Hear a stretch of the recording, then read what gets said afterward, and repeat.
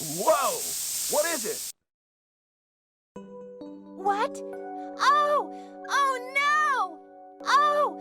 Oh no! Oh! Oh no! Season 1 of Overthinking Resident Evil took us through the east wing of the Spencer Mansion and was primarily focused on the early moments of Jill's story. This season, Chris takes center stage as we delve into his first steps throughout the mansion, how it took him in almost the complete opposite direction and led him to Rebecca, the newest member of STARS and the first member of Bravo team found alive.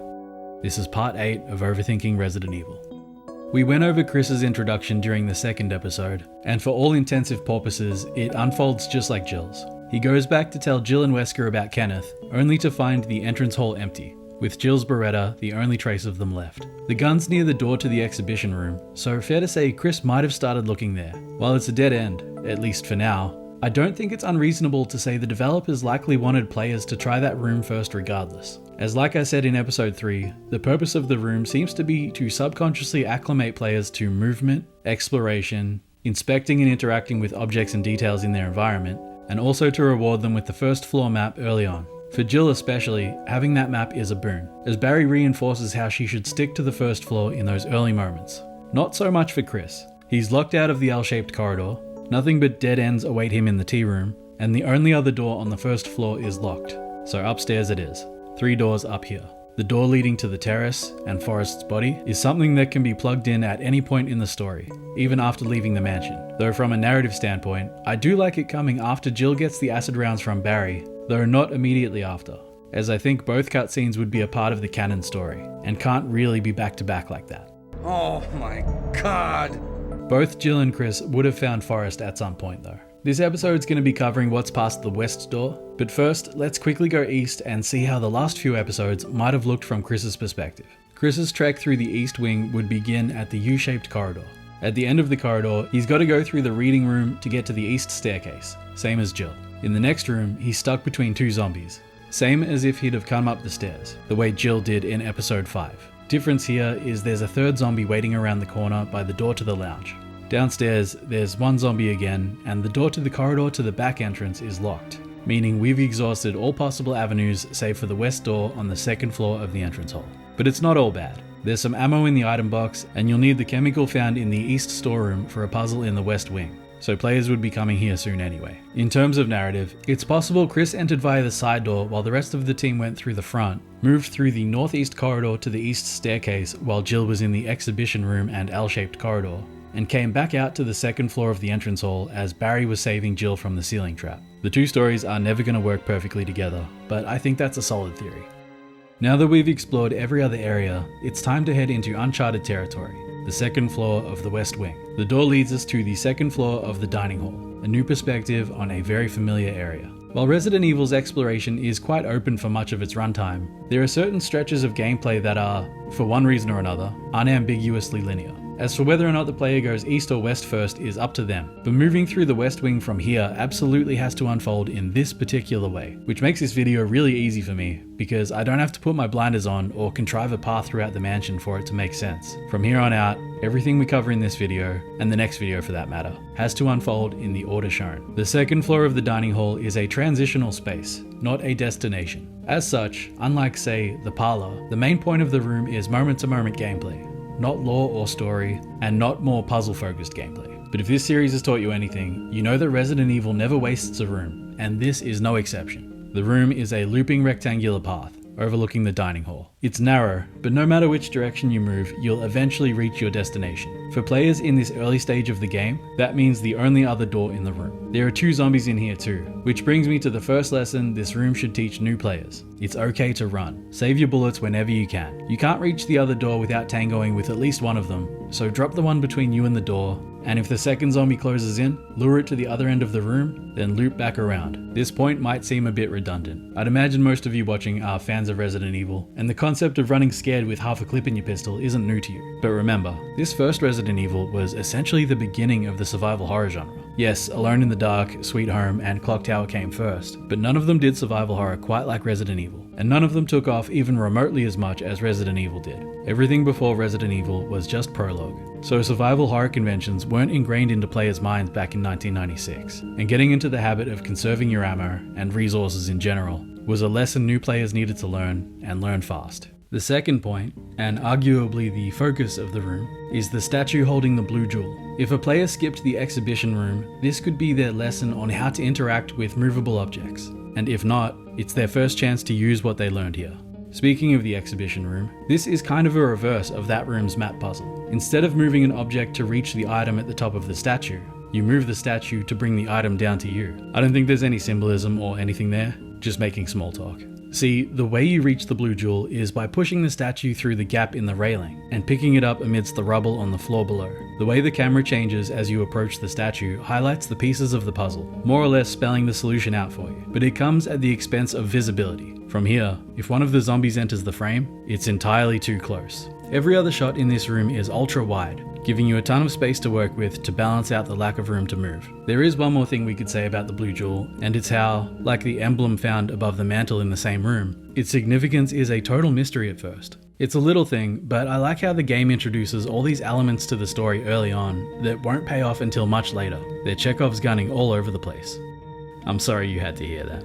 The concept of Chekhov's gun, in a nutshell, is that everything introduced in a story, no matter how insignificant it may seem at first, will have some relevance later on. To paraphrase Anton Chekhov himself, if a gun is shown in the first chapter, in the second or third chapter, it's gotta go off.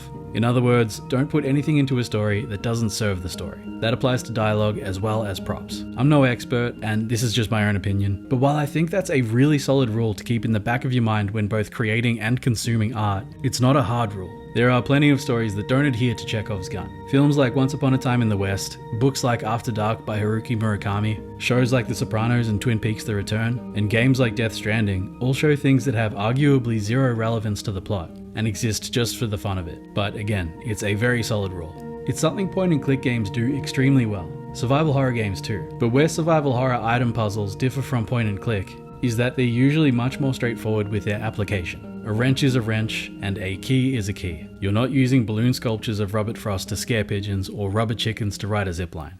I know better now, so I raid Forrest and Kenneth's bodies for ammo before coming here. But for new players, this spot could very easily be their very early downfall. In short, too many zombies, too few bullets. If a player took out one of the two zombies in the previous room, they'd likely have enough left in their clip for one more. But there are 2 zombies here for Jill and 3 for Chris. The math doesn't add up. Speaking of math, a lot of game design, be it Metroidvanias, point-and-click adventures, collectathons, or indeed survival horror, can be distilled into one basic equation: keys and doors. In those earlier point-and-click examples, the doors are the pigeons and zipline, and their respective keys, as weird as it sounds, are the balloon sculpture and bread and the rubber chicken respectively. Don't ask. In collectathons, the keys are a bit more freeform. It doesn't matter what jiggies you get in Banjo-Kazooie or stars in Mario 64, so long as you get enough to pass the checkpoint. In games like Super Metroid, weapons can often serve as keys too.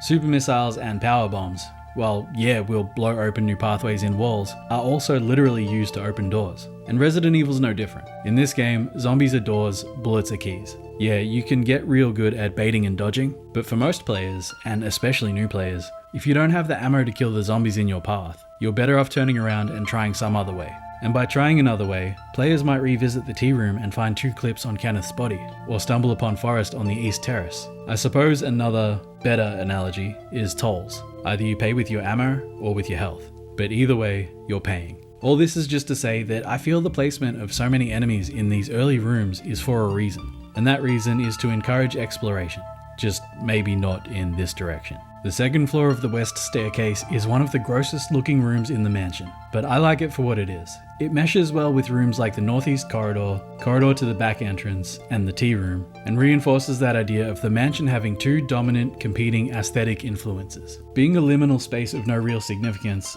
it doesn't need to have much more going on. The relatively high zombie presence here, in the previous room, and in the next room, tells me this was likely a fairly high traffic area. There are a couple of things I like about the camera work here. While your first time in the west staircase will be via the dining hall, you may find yourself coming back through here from the other direction before the game is through. The shots are framed in such a way as to flow regardless of which direction you move through the room. This is achieved through a sort of mirroring. Close, high-angle shots of the doors, followed by shots looking into the corridors from the stairs in the middle. And finally, the same wide shot of the staircase no matter which way you enter. That shot changes when you get to the dip in the U-shape, with both it and the main wide shot almost being like CCTV perspectives. and sticking to the 180 rule we talked about before to help with the player's orientation. If you check the window, it says, "The howling of an animal can be heard on and off," no doubt referring to the dogs from the opening cinematic, or Barry. It changes again at the foot of the stairs, and I love how both it and the preceding wide shot emphasize the stairs the room is centered around. These are all things we've seen before, and we'll see again and again throughout the mansion, but what can I say? I think it's cool. The stairs are your only way forward here. There are 2 locked doors at the end of the hall. One's got a carving of a helmet on it, and the other's got a keypad next to it. You can't brute force your way through the code and sequence break, for better or worse, so down the stairs you go. I know I'm constantly gushing about how much I love certain rooms or shots, but there's something so cool about both here. Like how upstairs was visually similar to the tea room and the like, this room is similar to the entrance and dining halls, bringing some aesthetic consistency over to this wing of the mansion. It doesn't have the reds those rooms have, but it's got the marble walls, and the dark wooden floor contrasts with them just as well as the red carpet did in those other rooms. All the leading lines point back to Chris and Jill, drawing the player's eye back to their character and immediately orienting themselves within this new space. The camera's a little above eye level, tilted down in a high angle shot to frame the characters in a more vulnerable way. But the first thing that jumps out at me here isn't what you can see, but what you can't see. There are 2 visible pathways, but we can't see into either of them yet. We can hear the zombies though, and in the director's cut at least, you can snap lock onto the nearest one. I absolutely love the placement of the zombies in this room. You might be able to hear them, but you can't see them straight away. Not until that first one walks towards you or you run towards the camera. Either way, you'll find yourself in close proximity to that first zombie. Instead, you might walk into the alcove, which may seem like a safe bet, but you'll still find yourself running into an enemy with not a lot of time to react and not a lot of space to play with. I love that, and I feel like the placement of not just these 2 zombies, but the third one around the corner, are very deliberate. Just as I feel the door to the west storeroom's placement is deliberate, as most players will be low on ammo and frantically scrambling for an escape. But there's always a risk in blindly rushing into a new room.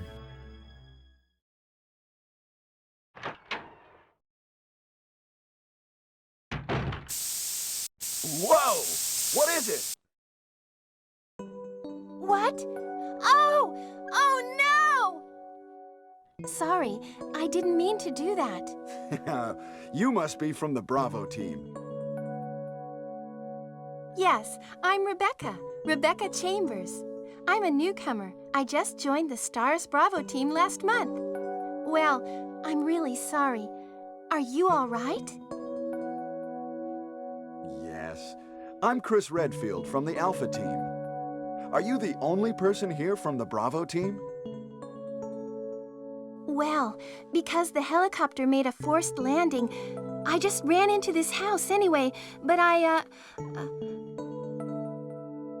see. There's nothing else you could have done anyway. It's good you're here. Yes, sir. But it's strange. I serviced the helicopter recently, but something went wrong with the engine. It was such a short flight.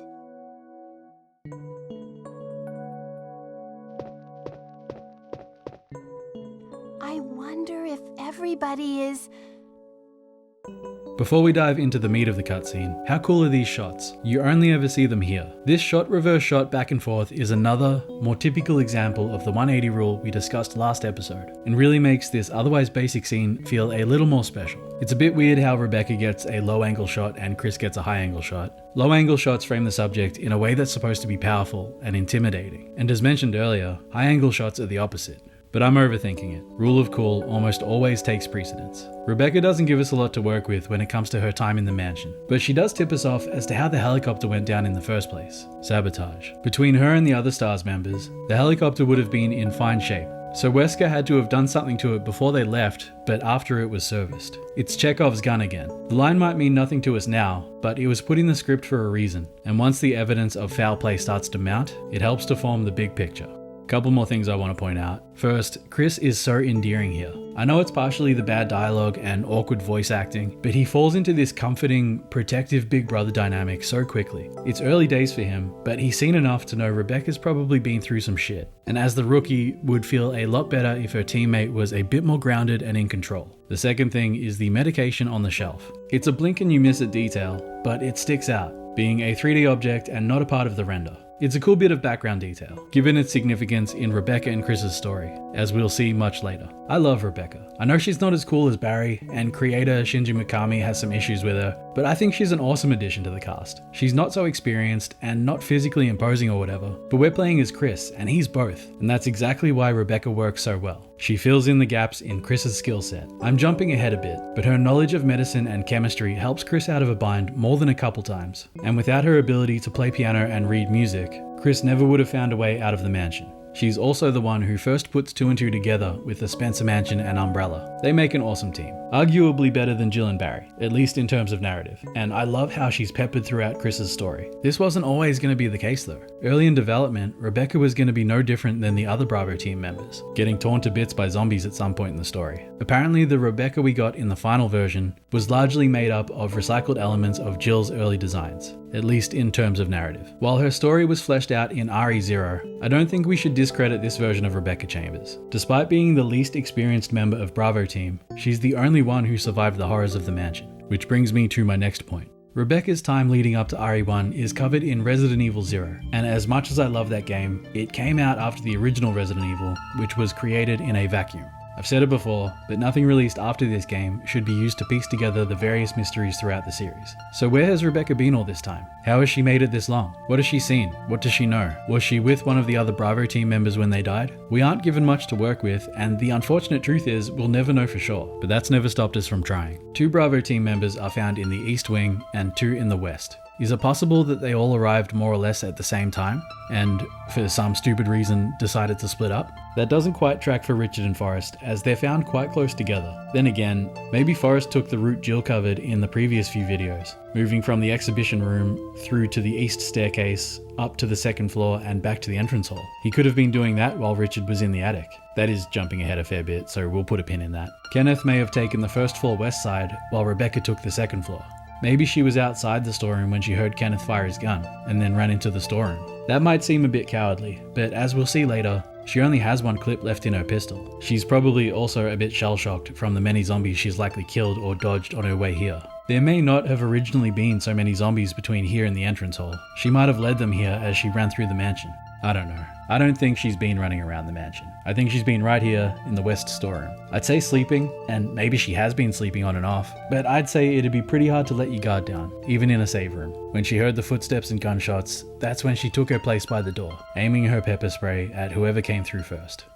Speaking of the west storeroom, should we take a look at the room before we wrap this one up? Probably not, but I want to, so we're gonna. This room continues on nicely from the design of the previous room, with off-white walls broken up by a sort of wooden rail thing, and complemented by more brown wood in the furniture and cornices. It's objectively less opulent, but so it should be. It's a storeroom, not a dining hall or even a corridor, you know? We talked about the 2 dialogue shots, and there's a 3rd cutscene only shot we'll see much later, but in the moment-to-moment gameplay, it's this and 2 more. This first shot gives us the goods. It's the full run of the room, so we know we're safe. Aside from the shelf full of medicine, which we can't do anything with just yet, the only other thing worth talking about is the item box, and it's kind of a big deal. Whether you play as Chris or Jill, you're not exactly flush with inventory space, and the item box gives you a place to store the items you don't need, freeing up space for things you might pick up along the way. I know we've talked about save rooms before, but I do think they're really well designed, and part of that is having both typewriter and item box together. It means you've got a place to decompress and get your ducks in a row before diving back into the horror. If inventory management and saving were split,